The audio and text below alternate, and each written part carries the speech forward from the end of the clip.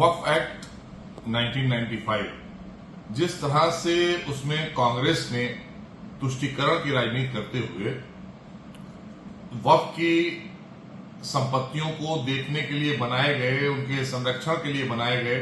वक्फ बोर्डों को अपार शक्तियां प्रदान कर दी, जिसकी वजह से मनमाने ढंग से वक्फ बोर्डों ने पूरे देश के अंदर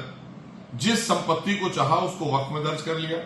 जिसकी संपत्ति को चाहा उसको अपने यहां दर्ज कर लिया और सुनवाई के लिए अपनी ही अदालत में, अपने ही बोर्ड में बुलाया। उसके ऊपर सुनने के लिए उनको कहीं जाने के लिए कोई छूट कांग्रेस ने नहीं दी। ऐसा संविधान में उन्होंने अपने खासकर अमेंडमेंट में एक ऐसा संशोधन कर दिया था कि जिसकी वजह से अपने ही लोगों को कांग्रेस ने बैठाला और अपने लोगों को बैठालकर अकूत संपत्तियां हासिल की। वक्फ की संपत्तियां भी और जो संरक्षण के लिए दी गई थी उन संपत्तियों को भी खुर्द-बुर्द किया, बेचा, खूब इधर उधर अपने लोगों को दिया। तो वक्फ बोर्ड अपनी शक्तियों से कहीं ऊपर उठकर काम करते रहे और आज तक ये आवाज उठती रही। कभी कांग्रेस ने ये सोचा नहीं कि आखिर वक्फ की संपत्तियां जो कभी 4 लाख एकड़ होती थी वो आज 8 लाख एकड़ हो गई हैं। तो कांग्रेस जो है वो बाबा साहब के समानता के संविधान में विश्वास नहीं रखती है। वो विशेषता के अधिकार देना चाहती थी किसी एक वर्ग विशेष को या किसी एक समुदाय विशेष को, क्योंकि तुष्टीकरण की राजनीति के लिए कांग्रेस जानी जाती है। तो ये कांग्रेस के जो कहना चाहिए कुकृत हैं उसको ठीक करने के लिए, जनता को न्याय देने के लिए, वक्फ की सही मानों की जो संपत्तियां हैं उनको संरक्षण देने के लिए, उनमें सही न्याय देने के लिए, जो विवाद चल रहे हैं उन विवादों को खत्म करने के लिए ये देश की जनता की मांग है। जिस तरह से धारा 370 हटाने के लिए देश की जनता चाह रही थी, कांग्रेस ने नहीं हटाया, भारतीय जनता पार्टी की सरकार ने, आदरणीय मोदी सरकार ने हटा दिया। आज जिस तरह से ट्रिपल तलाक को लेकर हमेशा से मुद्दा उठता रहा, लेकिन कांग्रेस ने कभी भी उस मुद्दे को इसलिए नहीं खत्म किया क्योंकि मुस्लिम पर्सनल लॉ बोर्ड जैसी संस्था उन पर हावी रहती थी और शाहबानों को जब फैसला सर्वोच्च न्यायालय से मिल गया उस फैसले को पलटवाने का काम किया। All India Muslim personal law board के लोगों ने, राजीव गांधी जी उस वक्त यहां कांग्रेस के प्रधानमंत्री हुआ करते थे देश के, कांग्रेस से, तो इसलिए ये सब तुष्टीकरण के लिए जाने जाने वाले लोग हैं। इतनी शक्तियां कभी भी किसी भी बोर्ड को दुनिया में नहीं मिली है। सऊदी अरब जैसे मुल्क में ना तो इतनी संपत्तियां हैं किसी के पास और ना ही इतनी शक्तियां हैं किसी बोर्ड के पास में जितनी शक्तियां कांग्रेस ने यहां दे रखी हैं हमारे देश में। हमें तो ऐसा लगता है कि अगर कांग्रेस मौका मिलता तो संसद भवन भी दे देती कि ये भी साहब आप वक्त में इंदराज कर लीजिए, या वक्फ बोर्ड चैलेंज कर देता और उनके समय पर कर देता तो ये सदन भी दे देते कि ये भी वक्फ की संपत्ति है। क्योंकि जो भी संपत्तियां, जब तमिलनाडु का एक हिंदू गांव पूरा, वहां पर एक भी मुस्लिम नहीं रहता है, उस गांव को इन्होंने दर्ज कर लिया अपने यहाँ। तो ये अपने आप में एक बहुत बड़ा प्रश्न था जिसको लेकर तमाम बातें और तमाम लोगों से विचार विमर्श के बाद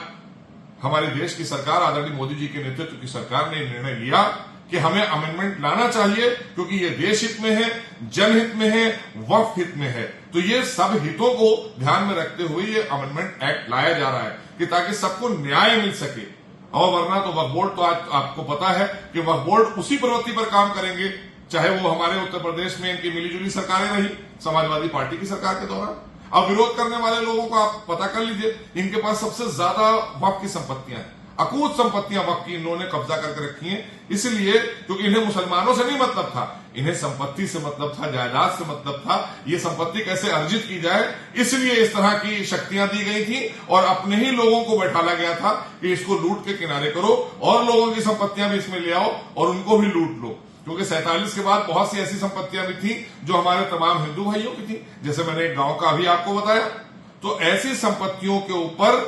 इन्होंने कब्जा जमा लिया और बोर्डों ने इनकी पूरी सहायता की, पूरी मदद की, क्योंकि बोर्ड में इन्हीं के लोग बैठे करते थे, आज भी इन्हीं के लोग बैठते हैं। ऐसा नहीं कि बाहर के लोग आ गए हैं, क्योंकि शक्तियां इन्हीं की प्रदान की हुई थी। तो उसमें अमेंडमेंट लाने की जरूरत इसलिए पड़ी थी और इसलिए सब लोगों से विचार विमर्श करने के बाद, बहुत गहन मंथन करने के बाद ये अमेंडमेंट एक्ट आया है और ये जनहित का है, देशहित का है। उसमें तमाम हमारी महिलाओं को, बहनों को, मुस्लिम समाज की, उनको उनके अधिकार मिलेंगे जिससे उनको वंचित कर दिया गया था वक्फ बोर्ड के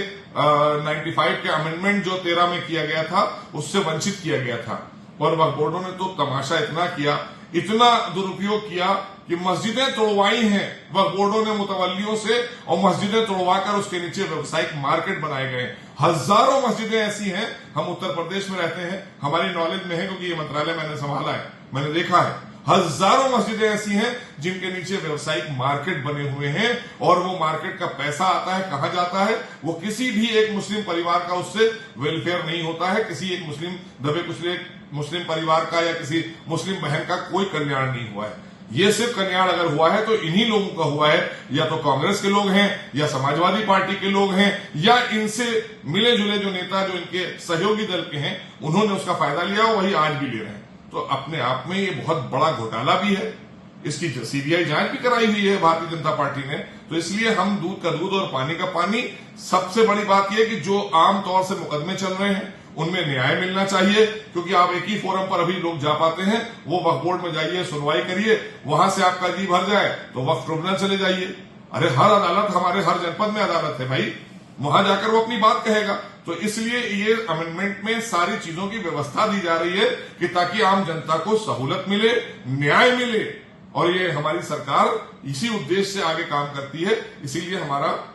मूल मंत्र है सबका साथ, सबका विकास, सबका प्रयास और सबका विश्वास।